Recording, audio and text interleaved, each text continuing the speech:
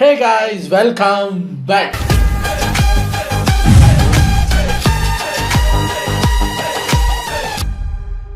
இன்னைக்கு நம்ம எந்த வீடியோக்கு ரியாக்ட் பண்ண போறோம் அப்படின்னு பார்த்தீங்கன்னா, தளபதி விஜய் இருக்கார்ல, தாவேகா தலைவர். அவர் வந்து ரீசெண்டாக இப்போ அந்த கரூர் இன்சிடென்ட்டுக்கு அப்புறம் அதுக்கு முன்னாடி வாரம் சாட்டர்டே அங்கே இங்கேன்னு மீட்டிங்காக போட்டு தெரிஞ்சவர் அந்த கரூர் இன்சிடென்ட்டுக்கு அப்புறம் வரவே இல்லை. ஸோ நிறைய பேர் கேட்டாங்க, இனி அவ்வளோதான் பயந்துட்டாரு, எலெக்ஷன் வேறு நெருங்குது ஆகுனாங்க. பட் அவங்க வேறு பிளான் போட்டு ஒரு கொஞ்சம் மாதத்துக்கு அப்புறம் திருப்பி வந்திருக்காங்க. எந்த ஊருன்னு சரியாக மறந்துட்டேன் பாருங்கள், இப்போ தான் ஞாபகம் வச்சுருந்தேன் மறந்துட்டேன். ஒரு ஊரில் இண்டோர் ஸ்டேடியம் மாதிரி ஒரு இண்டோர் ஸ்டேஜ் போட்டு ஒரு இண்டோரில் ஒரு ஃபங்க்ஷன் மாதிரி ஒன்று பண்ணியிருக்காங்க. அதில் பேசியிருக்காரு. இவர் எப்போ பேசினாலும் அது ட்ரெண்ட் ஆகிடுது. ஏன்னா ஐயா அதில் இறக்க முடக்காத பேசி விட்டுறாரா, அது மீம்லாம் வந்து ட்ரெண்ட் ஆகுது. நிறைய பேர் கேட்டுக்கிட்டே இருந்தீங்க, அந்த ஸ்பீச்சே வந்து 2 நாள் ஆக போகுது, ரியாக்ஷனை போடுன்னு. ஸோ இன்றைக்கி தான் அதுக்கு நம்ம ரியாக்ஷன் போட போகிறோம். கொஞ்சம் லேட்டு தான், ஆனாலும் பரவாயில்ல, பார்ப்போம். சரி வாங்க, இது ஒரு ஷார்ட் 20 மினிட்ஸ் வீடியோங்கிறதுனால டக்குன்னு பார்த்துட்டு ரெடி. நாட்டுக்காக உழைப்பதற்கு அண்ணா பிறந்தார்.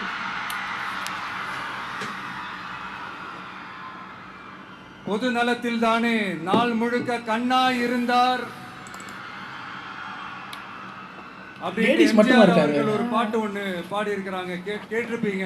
அப்படிப்பட்ட நம்ம காஞ்சி தலைவர் அறிஞர் அண்ணா அவர்கள் பிறந்த மாவட்டம் தான் இந்த காஞ்சிபுரம் மாவட்டம். தன்னுடைய வழிகாட்டின்றதுனாலேயே தான் ஆரம்பிச்ச கட்சியினுடைய கொடியில அறிஞர் அண்ணா அவர்களை வச்சவர் எம்ஜிஆர். ஆனா அறிஞர் அண்ணா அவர்கள் ஆரம்பிச்ச அந்த கட்சிய அதுக்கப்புறம் கைப்பற்றினவங்க என்னெல்லாம் பண்றாங்கன்னு அந்த பக்கம் நான் சொல்லிதான் உங்களுக்கு தெரியணுமா என்ன? மக்களே, உங்களுக்கு தான் அது நல்லா தெரியுமே. தனிப்பட்ட முறையில எங்களுக்கும் அவங்களுக்கும் எந்த பிரச்சனையும் கிடையாதுங்க. எந்த வாய்க்கா வரப்பு தகராறுலாம் எதுவுமே கிடையாதுங்க. அப்படியே இருந்தாலும் அது நம்ம கண்டுக்கவே போறது இல்லைங்க. தனிப்பட்ட முறையில அவங்களுக்கு வேணா நம்ம மேல வன்மத்தோட இருக்கலாங்க, ஆனா நாமெல்லாம் அப்படி கிடையவே கிடையாதுங்க. ஆனா உங்களை என்ன நம்ம எல்லாரையும் பொய் சொல்லி நம்ப வச்சு ஓட்டு போட வச்சு ஏமாத்தினாங்கல்ல, அப்படி ஏமாத்தி ஆட்சிக்கு வந்து நல்லது செய்யற மாதிரி நடிக்கிறாங்கல்ல, நாடகம் ஆடுறாங்கல்ல, அவங்கள எப்படி நம்ம கேள்வி கேட்காம இருக்க முடியும்? அதனால அவங்கள நம்ம கேள்வி கேட்காம விட போறதே இல்ல. இதை ஏன் நான் காஞ்சிபுரம் மாவட்டத்தில் இருந்து நான் சொல்றேன்னா, தெரிஞ்சோ தெரியாமலோ இந்த மாவட்டத்துக்கும் நமக்கும் ஆட்டோமேட்டிக்காவே ஒரு கனெக்ஷன் ஒன்று ஏற்படுதுங்க. ஏன்னா நம்மளுடைய முதல் கள பயணத்தை தொடங்கினதே பரந்தூர்ல இருந்து தான். பரந்தூருக்கு போய் அந்த மண்ணில் நின்று அந்த மக்களுக்காக கேள்வி கேட்டதும் இதே அண்ணா அவர்கள் பிறந்த காஞ்சிபுரம் மாவட்டம் தான். இன்னைக்கு ஒரு பெரிய மன வேதனைக்கு அப்புறம் இந்த மக்கள் சந்திப்பு நிகழ்ச்சிக்கு வந்திருக்கிறதும் அதே அண்ணா அவர்கள் பிறந்த காஞ்சிபுரம் மாவட்டம் தான். அதனால நமக்கு எல்லாமும் கொடுத்த நம்ம மக்களுக்காக எல்லா நல்லதையும் செய்யணும், அதுவும் சட்டப்பூர்வமாக செய்யணும், அங்கீகாரத்தோட செய்யணும், அதிகாரப்பூர்வமாக செய்யணும், ஒட்டுமொத்த தமிழ்நாட்டு மக்களுக்கும் செய்யணும், ஒரே மாதிரி செய்யணும், ஒரே எண்ணத்தோட செய்யணும். அந்த ஒரே லட்சியத்தோட தான் நம்ம அரசியலுக்கே வந்திருக்கிறோம். அதனாலதான் மக்களிடம் செல் அப்படின்னு சொன்ன அண்ணாவை கையில் எடுத்தோம். அவங்க சொன்ன இந்த மக்களை பற்றி பேசும்போது ஒரு விஷயம் ஞாபகம் வருது. என்னென்னா, ஒரு வாரத்துக்கு முன்னாடி போல் இருக்கு, கமல் சார் இங்கே ஏர்போர்ட்டை எங்கேயோ இருக்கும்போது ஒரு பேட்டி எடுத்திருக்காங்க. இப்போ ஏதோ ஒன்று கேள்வி கேட்கும்போது அதுக்கு அவர் சொன்ன பதில் என்னென்னா, எல்லா அரசியல்வாதிகளுக்கும் அவங்க புரிஞ்சுக்கணும் என்னென்னா, அவங்க ஒரு மீட்டிங் போகிறாங்க, அங்கே போகிறாங்கன்னா அங்கே கூடுற கூட்டம் இருக்குல்ல, அந்த மொத்த கூட்டமுமே அவங்களுக்கு ஓட்டாக மாறுங்கிறதெல்லாம் இல்லை. இது எல்லா அரசியல்வாதிகளுக்கும் பொருந்தும் அப்படின்னு அதில் ஒருத்தர் வம்படியாக கேள்வி கேட்குறாரு. சார், நீங்கள் எல்லா அரசியல்வாதிக்கும் பொருந்தும் நீங்களே, நம்ம விஜய்க்கும் அது பொருந்துமா அப்படின்னு. ஏன் அவர் கட்சி ஆரம்பிக்கலையா? அவர் தலைவர் தானே, அரசியல்வாதி ஆகிட்டார்ல. நான் எல்லாரையும் தான் சொல்கிறேன், விஜயையும் சேர்த்து தான் சொல்கிறேன், அவங்க என்னையும் சேர்த்து தான் சொல்கிறேன். அப்போ தான் நான் நினச்சேன், ரொம்ப அடி வாங்கியிருக்கீங்க போல இருக்கு. இவர் சொல்கிறார், இருங்க சார், நான் கட்சி ஆரம்பிக்கும் போது நிறையா பேர் வந்தாங்க, நான் ஜெயிச்சிருவேன்னு நினச்சேன், கடைசியில் பார்த்தா டிவி உடைச்ச கட்சியிலேயே போய் சேர வேண்டிய இருக்குங்கிற மாதிரி அவரோட பர்சனல் எக்ஸ்பீரியன்ஸ் அவர் சொல்கிறாரு. ஸோ என்னதான் இருந்தாலும் அவங்க எந்தெந்த காலகட்டத்தில் அரசியலுக்கு வந்தாங்கன்றது இருக்குல்ல, ஸோ அது எல்லாருக்கும் பொருந்துமான்னு தெரியலை. ஸோ வெயிட் பண்ணி தான் பார்க்கணும். இவங்க சொன்ன ஸ்டேட்மெண்ட் அவங்க எக்ஸ்பீரியன்ஸை வச்சு சொல்கிறாங்களா அந்த ஸ்டேட்மெண்ட்டு, அந்த எக்ஸ்பீரியன்ஸ் மாதிரியே நடக்குதா இல்ல அவங்களுக்கே புது எக்ஸ்பீரியன்ஸ் கொடுக்குதாங்கிறத அடுத்த வருஷம் தான் பார்க்கணும். சொன்ன மாதிரி மக்களை நோக்கி போறோம். ஆனா மக்களிடம் செல்னு சொன்ன அண்ணாவை மறந்தது யாரு?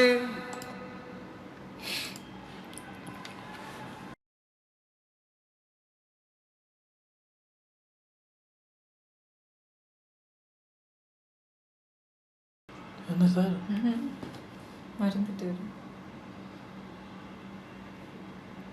மறந்தது யாருன்னு கேட்டீங்க, நீங்களே சைலண்ட் ஆயிட்டீங்க. கொள்கையா? அதனப்பா கிலோ என்ன விலை என்னன்னு கேட்கிற அளவுக்கு அப்படி ஒரு கட்சியை ஒண்ணு நடத்திக்கிட்டு அந்த கட்சியினுடைய தலைவர் தமிழ்நாட்டு முதல்வர் சொல்றாரு நமக்கு கொள்கை இல்லையா? எல்லாம் டைரக்ட் எப்படி? நமக்கு கொள்கை இல்லையா? பிறப்புக்கும் எல்லா உயிருக்கும்னு ஒரு அடிப்படை கோட்பாட்டை நம்ம கட்சியினுடைய ஒரு முக்கிய கோட்பாட்டை அறிவிச்ச நமக்கு கொள்கை இல்லையா? எல்லாருக்கும் எல்லாமும் கிடைக்கணும், சமூக நீதி கிடைக்கணும், அந்த சமூக நீதி உண்மையான சமூக நீதியா இருக்கணும், சாதி வாரி கணக்கெடுப்பு நடத்தணும்னு ரொம்ப ஸ்ட்ராங்கா சொன்ன நமக்கு கொள்கை இல்லையா? CAA அறிவிச்சதுக்கு அப்புறம் அப்ப நம்ம கட்சி ஆரம்பிக்கிறதுக்கு முன்னாடியே எதிர்த்த நமக்கு கொள்கை இல்லையா? வகுப்பு சட்டத்தை எதிர்த்து உச்ச நீதிமன்றத்துக்கு முதல்ல போன நமக்கு கொள்கை இல்லையா? நீட்ட வந்தா ஒழிச்சிருவேன், நீட்ட வந்தா அழிச்சிருவேன், ஆட்சிக்கு வந்தவனே ரத்து செய்யறது நீட்ட தான், அப்படி இப்படின்னு கதையெல்லாம் விடாம கல்விய மாநில பட்டியல சேர்க்கணும்னு சொன்னதோட மட்டும் இல்லாம அதுக்கு ஒரு இடைக்கால தீர்வை சொன்ன நமக்கு கொள்கை இல்லையா? சமத்துவம் சம வாய்ப்புன்னு ரொம்ப ஸ்ட்ராங்கா சொன்ன நமக்கு கொள்கை இல்லையா? இப்படி கொள்கையை வெறும் பேச்சில மட்டுமே பேசிக்கிட்டு எல்லா கொள்கையும் அண்டர் கிரவுண்ட்ல அடக்கி வச்சுக்கிட்டு என்னமோ இவங்களுக்கு மட்டும்தான் எல்லா கொள்கையும் குத்தகைக்கு எடுத்த மாதிரி. நான் என்ன கொள்ளையா? ஐயோ டைரக்டா பேசலாம் இவ்வளவான்னு பார்த்தா ஸ்லிப் ஆஃப் த டங். அப்பா எனக்கே ஒரு நிமிஷம் அப்படி இருந்துச்சு. இவங்க கொள்கையே கொள்ளைதானே,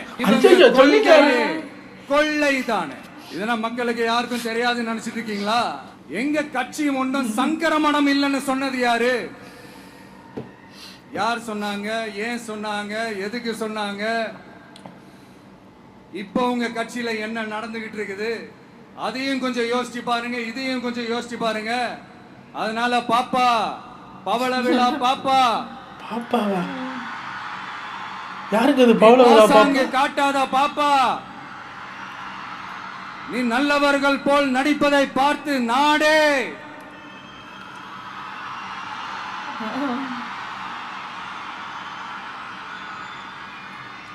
பாப்பான்னு சொன்னோம். அப்ப கூட பாத்தீங்கன்னா பாப்பான்றது ரொம்ப ஆசையா பாசமா சாஃப்டா தான் சொன்னோம். அதையே நீங்க அதிர்ச்சியா எடுத்துக்கிட்டீங்கன்னா அதுக்கு நாங்க என்ன பண்றது? அதே நீங்க விமர்சனம்னு சொன்னீங்கன்னா நாங்க என்ன பண்றது? இன்னும் நாங்க விமர்சனம் செய்ய ஸ்டார்ட் பண்ணவே இல்லையே, இன்னும் நாங்க அடிக்க ஸ்டார்ட் பண்ணவே இல்லையே, அதுக்குள்ள அலர்னா எப்படி? அதனால அந்த கிரவுட்ல பாரு, இந்த கரூர் இன்சிடென்ட்டுக்கு அப்புறம் ரொம்ப உஷாரு. இண்டோர்ல தானே பண்றோம்னு அலட்சியமா விடாம மஞ்ச சொக்கா போட்டு அவ்வளவு பேரை ரவுண்ட்ல விட்டுருக்கு. மஞ்ச சொக்கா என்னன்னா எங்க இருந்து தூரத்துல இருந்து பார்த்தாலும் ஈஸியா தெரியுற கலரு. உஷாரா தான் பண்றாங்க. என்ன நடக்கும்னு தெரியாது.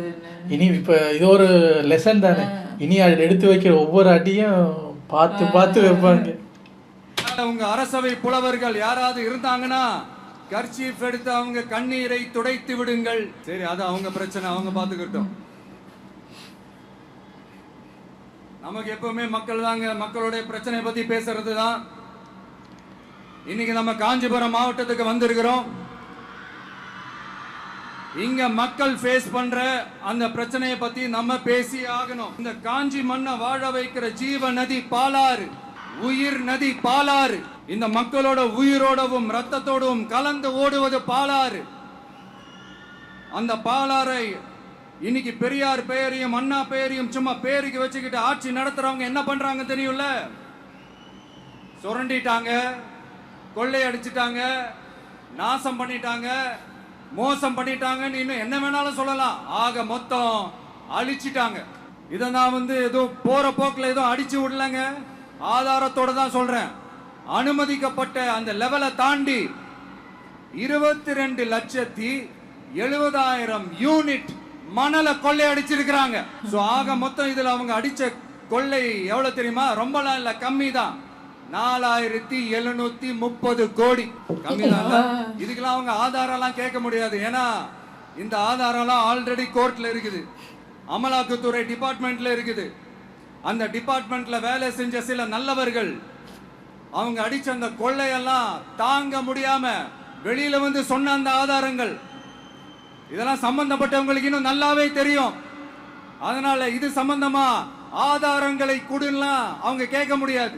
மணலை கொள்ளையடிச்சா நீர்நிலைகள் அழியும், ஏரி குளம் கண்மா எல்லாம் அழியும். இதெல்லாம் அழிஞ்சா விவசாயம் அழியும், விவசாயம் அழிஞ்சு போனா விவசாயிகள் அழிஞ்சிருவாங்க.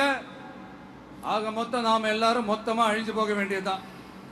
இப்படி மேல இருந்து கீழே வரைக்கும் ஒரு கட்சியை சிண்டிகேட் போட்டு கொள்ளையடிக்கிறத கேள்விப்பட்டிருக்கிறீங்களா மக்களே? இதே காஞ்சிபுரத்தோட உலக பெருமை நம்ம பட்டும் கைத்தறி துணியும் அதை தயாரிச்சு கொடுக்கிற கைத்தறி நெசவாளர்களும் தான். காஞ்சிபுரம் பட்டுன்னு சொன்னா உலகத்துக்கே தெரியும். ஆனா அதை தயாரிச்சு கொடுக்கிற நெசவாளர்கள் நிலை என்ன தெரியுமா? வறுமை, துன்பம், கந்துவட்டி கொடுமை. பட்டு கைத்தறிக்கு கூட்டுறவு சங்கங்கள் இருக்கு, பருத்தி கைத்தறிக்கும் கூட்டுறவு சங்கங்கள் இருக்கு. சுமார் 40,000 பேர் அதில் உறுப்பினர்களா இருக்கிறாங்க. அது போக சாய தொழில், தறிப்பட்டறை தொழில் இதை நம்பி 40,000 குடும்பங்கள் இருக்கு. ஆனா அவங்களோட ஒரு நாள் கூலி எவ்வளவு தெரியுமா? வெறும் 500 ரூபா தான். அதை கொஞ்சம் அதிகப்படுத்தி கொடுங்கன்னு போராடி போராடி பார்த்து ஒண்ணு நடக்கல. இதோட அவங்க கஷ்டம் முடிஞ்சுதா? வடகிழக்கு பருவமழை அந்த 500 ரூபாய் கூலிக்கு வேட்டு வச்சிடுச்சு. எப்படி விவசாயிகள் டெல்டா மாவட்டங்கள்ல மழையால பாதிக்கப்பட்டாங்களோ அவங்கள கண்டுக்காம எப்படி இந்த அரசாங்கம் கைவிட்டுடுச்சோ அதே மாதிரிதான் நம்ம கைத்தறி நெசவாளர்கள் மழையால பாதிக்கப்பட்டிருக்கிறாங்க.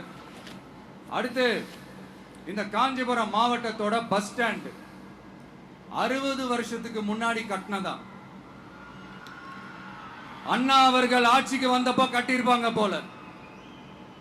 அது இன்னும் புதுப்பிக்க கூட முடியாம கேட்டா என்ன சொல்லுவாங்க? அந்த லேண்ட் வந்து கேஸ்ல இருக்குது. இல்ல நான் கேக்குறேன், ஒரு கவர்மெண்ட்னால வேற ஒரு நல்ல இடத்தை தேர்வு செஞ்சு ஒரு பஸ் ஸ்டாண்ட் கட்டி தர முடியாதா?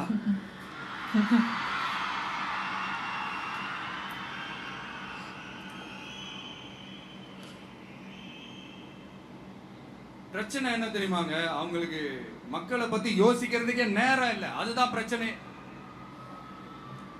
அடுத்து பாலாஜாபாத் பக்கத்துல அவலூர் ஏரி இருக்கு. அது பாலாற்றை விட உயரமா இருக்கு. அதனால என்ன ஆகுதுன்னா ஆத்து தண்ணி ஏரிக்கு போக முடியாம போயிடுது. அதை சரி பண்ணி அந்த இடத்துல ஒரு தடுப்பணையை கட்டினா ஏரி நிறைய தண்ணி நிற்கும். அப்படி நின்னா அவலூர் மட்டும் இல்ல, ஆசூர் உட்பட இன்னும் எத்தனை கிராமங்கள், எத்தனை ஆயிரம் ஏக்கர் விவசாயம் நல்லா நடக்கும். இதுக்கு இன்னும் எத்தனை வருஷம் மக்கள் கோரிக்கை கொடுக்கணும், மக்கள் போராடணும்.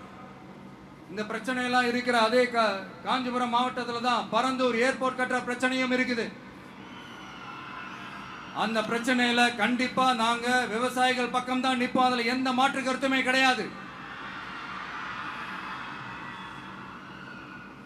இந்த கவர்மெண்ட் பரந்தூர் விவகாரத்துல எங்களுக்கோ இல்ல விவசாயிகளுக்கோ எந்த விதமான காரணங்கள் சொல்லி எஸ்கேப் ஆகவே முடியாது.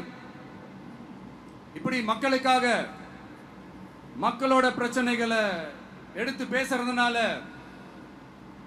ஆட்சியில் இருக்கிறவங்களுக்கு நம்ம மேல ஒரு ஆத்திரம் வரத்தானே செய்யும்.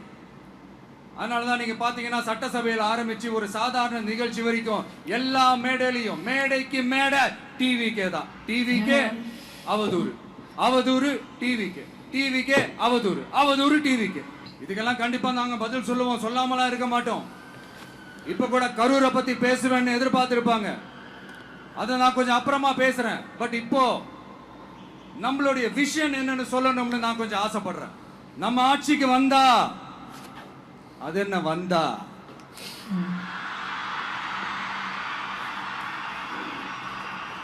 வருவோம். மக்கள் கண்டிப்பா நம்மளை வர வைப்பாங்க. எங்க இதெல்லாம் கேட்கும்போது நல்லா இருக்கு. ஆனாலும் நம்ம அந்த ஒரு சில உள்ளவங்களை நினைச்சா எனக்கு பக்கு பக்குங்குது. இதெல்லாம் இப்பயே கட் பண்ணி வைப்பாங்க. ஒன்று ரெண்டில் ஒன்று நடக்கும். ஒன்று வருவார் இல்லை வராமல் போவார். ரெண்டுக்குமே ஒரே வீடியோ தான். ரெண்டுக்கும் ஒரே வீடியோ எடுத்து வச்சிருப்பாங்க. நேரத்துக்கு வருவோம் சொன்ன மாதிரியே செஞ்சாரா டரட டரட டரட டரட அப்படி ஒரு மீமு. வருவோம்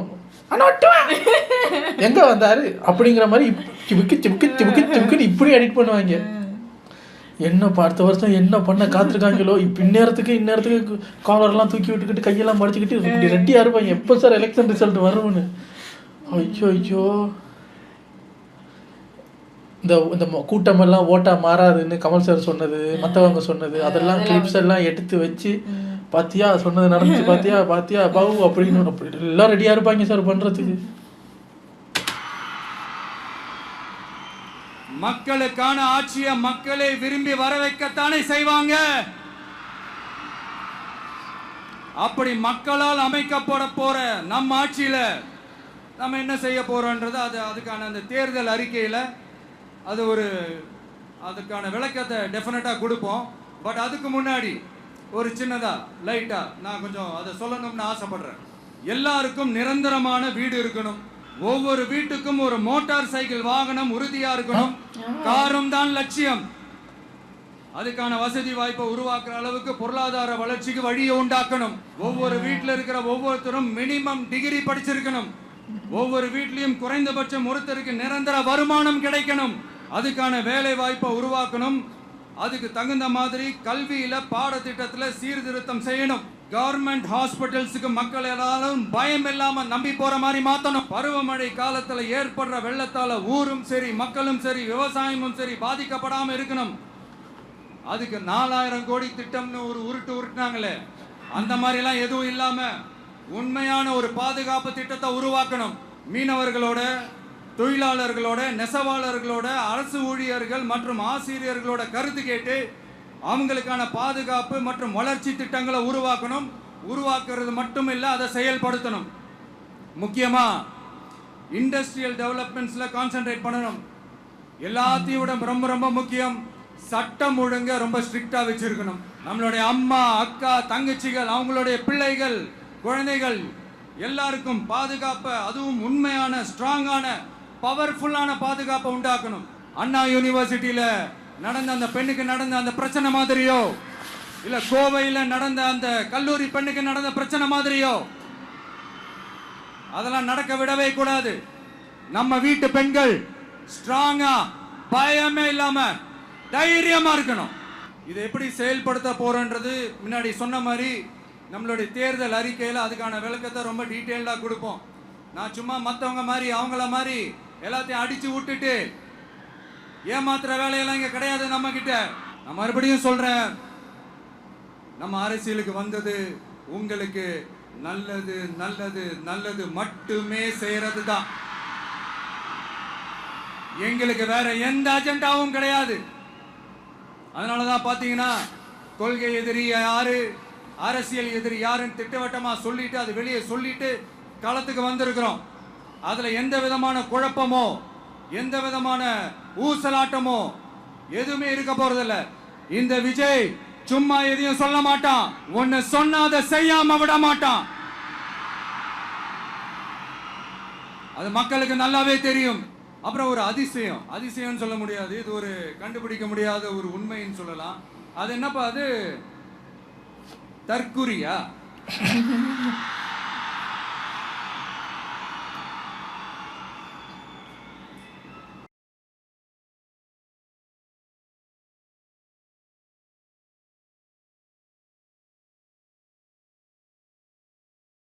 நம்ம டிவிகேக்கு சப்போர்ட் பண்ற கோடிக்கணக்கான லட்சக்கணக்கான மக்கள், நம்மளுடைய நண்பா நண்பிகள், நம்மளுடைய ஜென்சி கிட்ஸ் எல்லாரையும் தற்குறிகள்னு சொல்லி வாங்கி கட்டிக்கிட்டு இப்போ அவங்களாம் தற்குறி எல்லாம் கிடையாது, அப்படியெல்லாம் அவங்கள கூப்பிடாதீங்க, அவங்க சங்கிகள்லாம் கிடையாது, அப்படியெல்லாம் அவங்கள கூப்பிடாதீங்கன்னு சொல்லி ஒரு குரல்.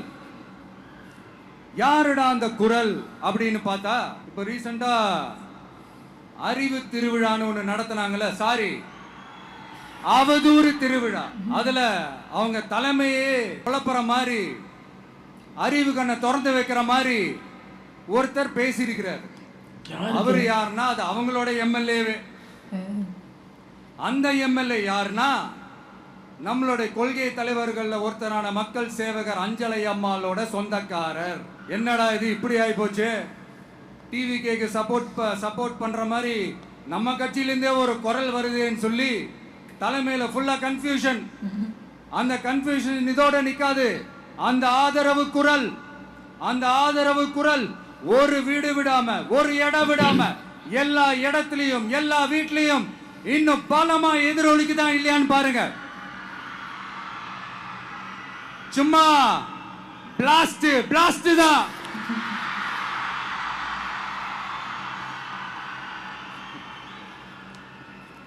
இது இன்னைக்கு நேத்துல நடக்கலங்க. 1972 நடந்து முடிஞ்சிருச்சு. எப்போ எம்ஜிஆர் அவர்கள் கட்சி ஆரம்பிச்சாங்களோ அப்பவே அது ஒரு கூத்தாடி கட்சி.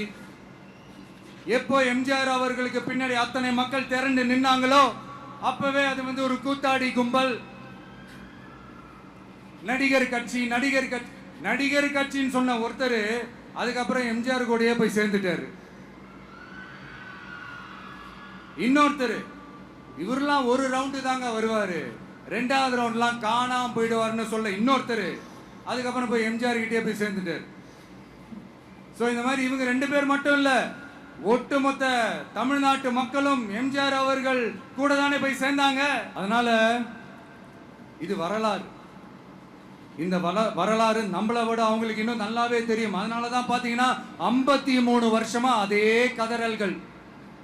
கூத்தாடி கூட்டம், நடிகர் கட்சி, நடிகர் கூட்டம். இப்படி மர்மயோகின்ற ஒரு படத்துல அவருடைய கேரக்டர் பேர் கரிகாலன். அதுல ஒரு சூப்பர் டயலாக் ஒன்று சொல்லியிருப்பாரு. குறி வைத்தால் தவற மாட்டேன், தவறுமானால் குறியே வைக்க மாட்டேன்.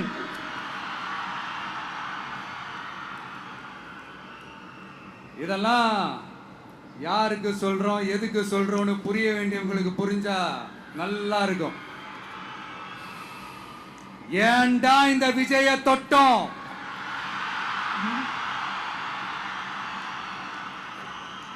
ஏண்டா விஜய் கூட இருக்கிற அந்த மக்களை தொட்டோம் நினைச்சு ஃபீல் பண்ண போறீங்க.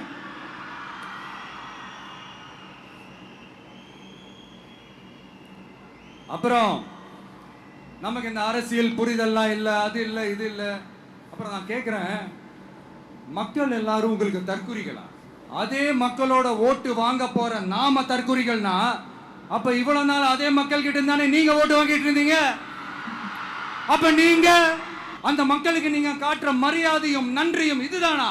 ஒண்ணு மட்டும் சொல்றேன், எழுதி வச்சுக்கோங்க. இந்த தற்குறின்னு சொல்றீங்கல்ல, இந்த தற்குறிகள்லாம் ஒன்னா சேர்ந்துதான் வாழ்நாள் பூரா விடையை கண்டுபிடிக்காத முடியாத அளவுக்கு உங்க அரசியலே ஒரு கேள்விக்குறியாக்க போறாங்க.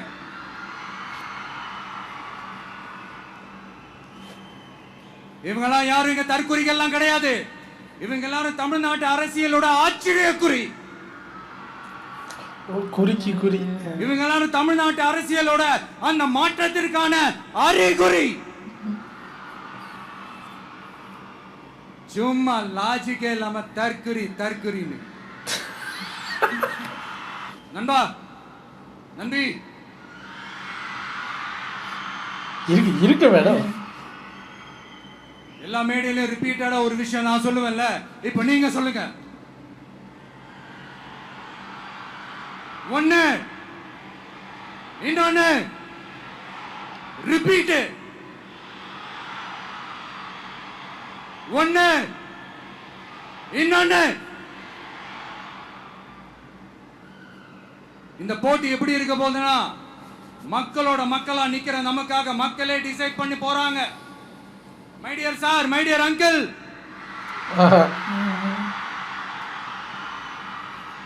ஆல்ரெடி டிசைட் பண்ணியாச்சு. கான்பிடென்டா இருங்க மக்களே, நல்லதே நடக்கும், வெற்றி நிச்சயம்.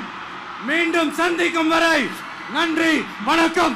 2026 வரப்போகுதுன்னு இப்போ ரொம்ப நெருங்கிடுச்சு. இன்னும் கொஞ்ச நாளில் வந்துடும். எக்ஸாக்டாக எப்போ எலெக்ஷன் எனக்கு தெரியலை. பட் இந்த வருஷம் எலெக்ஷன் ஒரு ஆட்டும், கண்டிப்பாக ஒரு ஆட்டும். இவர் ஜெயிக்கிறாரோ தோக்குறாரோ அது நமக்கு தெரியாது. பட் கண்டிப்பாக ஒரு சலசலப்பு கண்டிப்பாக உண்டாகும். அந்த எதிர் டீம் யாராக இருந்தாலும் மற்ற கட்சிங்களுக்கு அந்த ஷேக்னஸோட எஃபெக்ட் கண்டிப்பாக தெரியும். ஏன்னா அப்படி இருக்கு. எந்த அளவுக்குன்னா இப்போ மலேசியாவுக்கு அவர் வர்றேன்னு சொல்லியிருக்காருல்ல, இந்த ஜனநாயகன் ஆடியோ லான்ச்சுக்காக. அதை இப்போ விளம்பரப்படுத்துறதை பார்க்கும்போது இது இந்த அரசியல் ஸ்பீச்சுக்கு சம்மந்தம் இல்லாதது தான். பட் சும்மா சொல்கிறேன் நான். அவங்க இங்கே மலேசியாவில் விளம்பரப்படுத்திட்டு இருக்கிறத பார்க்கும்போது நிறைய பேர் கமெண்ட்ஸில் கேட்குறாங்க, என்னங்க இது ஆடியோ லான்ச்சா இல்லைன்னா அனிருத்தோட கான்சர்ட்டா? ஏன்னா அனிருத் பாட்டு பாட போகிறாரு. 35 சிங்கர்ஸ் வர்றாங்க விஜயோட பழைய பாட்டெல்லாம் பாடுறதுக்கு. அப்போ இது என்ன கான்சர்ட்டா என்ன? முக்கியமாக இதில் ஃபஸ்ட்டு சொன்ன மாதிரி தளபதி வருவார் இல்லை அப்படிங்கிற மாதிரி தளபதி வருவாரான்னு கேட்டுக்கிட்டு இருக்காங்க. இது ஓகே, இது மலேசியன் ஃபேன்ஸு. இங்கே மலேசியாவுக்கு அவர் வர்றாரு, பார்க்க போகிறாங்க, எக்ஸைட் ஆகிறாங்க. அவர் அங்கே தமிழ்நாட்டிலே தான் இருக்கார். ஆல்ரெடி நிறைய ஃபங்க்ஷன்ஸ் அங்கே நடத்திட்டார். அவர் நிறைய பேர் அங்கே பார்த்துருப்பீங்க. அவர் இப்போ தான் இருந்து அதிபூ பூத்த மாதிரி மலேசியாவுக்கு வர்றாரு. இங்கே இருக்கிறவங்க பார்க்க போகிறாங்க. அதுலேயும் ஒரு இக்கு வைக்கிறாங்க. எப்படின்னா இந்த ஃபங்க்ஷனுக்கு ஜிடி ஹாலிடேஸ் ஒரு பார்ட்னர் மாதிரி. அவங்க என்ன பண்ணியிருக்காங்க, இன்றைக்கி அவங்களோட இன்ஸ்டாகிராம் பேஜில் ஒரு அட்டு பார்த்தேன். எப்பா, தளபதி திருவிழா அந்த ஃபங்க்ஷனுக்கு பேர். ஸோ தளபதி திருவிழா மலேசியா டூர் பேக்கேஜ். என்ன டூர் பேக்கேஜா? ஒரு ஆளுக்கு 20,000 ரூபாய் பேக்கேஜ். என்ன பண்ணுவீங்க? மலேசியா விசா, மலேசியா ஃப்ளைட் டிக்கெட்டா? ஆமாம். ஒரு நாள் பத்துக்கேவை சுற்றி காட்டுவாங்க. அப்புறம் மேலே கேவில் சுற்றி காட்டுவாங்க. இங்கே கெண்டிங்னு ஒரு இடம் இருக்குது, அங்கே போய் சுற்றி காட்டுவாங்க. அப்புறம் உங்களை ஹோட்டலில் இருந்து அந்த ஆடியோ லான்ச் நடக்கிற இடம் புக்கிட் ஜலீல் இருக்குல்ல, அங்கே கூட்டு வர்ற அந்த டாக்ஸி அவங்க பார்த்துக்குவாங்க. ப்ளஸ் அந்த ஷோவுக்கான டிக்கெட்டையும் இந்த பேக்கேஜிலே உங்களுக்கு கொடுத்துட்றாங்களா? ஏங்க இங்கே இருக்கிறவங்களுக்கே டிக்கெட்டு கிடைக்க மாட்டேங்குது, இதில் நீங்கள் கொடுங்க, பிரச்சனை இல்லை. பட் சொல்கிறேன், இங்கே மொத்தம் ஒரு 18,000 பேர் தான் அந்த ஸ்டேடியத்தில் இருக்க முடியும். இங்கே ஆல்ரெடி 1,00,000 பேர் இருக்காங்க. இதில் 18,000 பேர் போகணும்.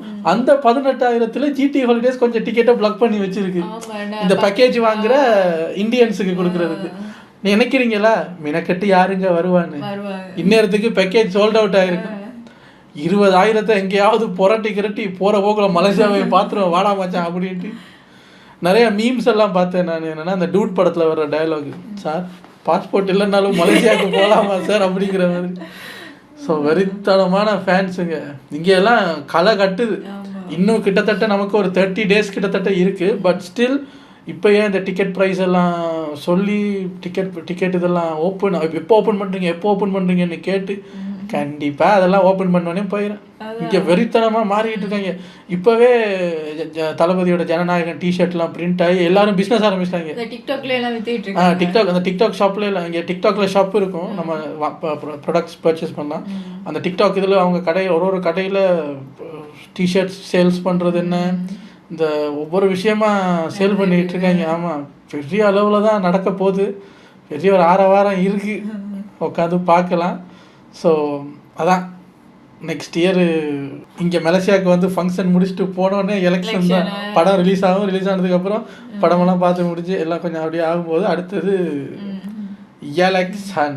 எங்கே இருந்தாலும் தமிழ்நாட்டில் இல்லைன்னாலும் நம்ம எங்கே இருந்தாலும் எல்லாரும் கண்ணும் அங்கே தான் இருக்கு.